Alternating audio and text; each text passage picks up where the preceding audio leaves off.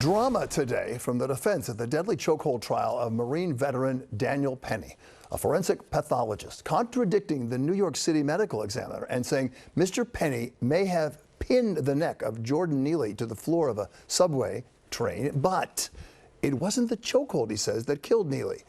But if not the chokehold, what was it? Eyewitness News reporter Darla Miles covering the trial for us. A forensic pathologist giving jurors a lot to consider in the death of Jordan Neely.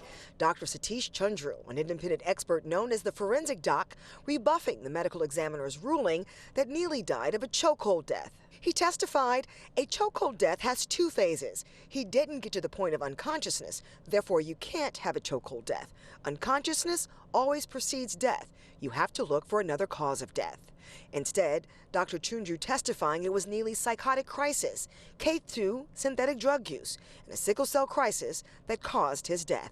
Dr. Cynthia Harris, who performed Neely's autopsy in court Thursday, listening to the testimony closely. Her findings include an undiagnosed sickle cell trait, meaning Neely carried one of the genes that causes sickle cell disease, a condition which affects the flow of oxygen in red blood cells.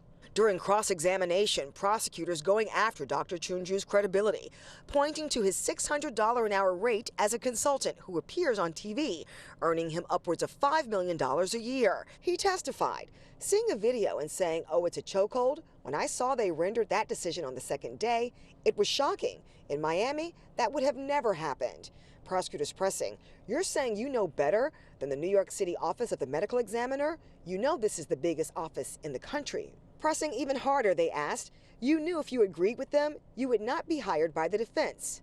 Dr. Chandru then softening his position, testifying, "When I first saw the video, I said, oh, maybe it is a chokehold, but we need to get all of the information." Prosecutors were able to point out some inconsistencies in Dr. Chandru's medical expert opinion.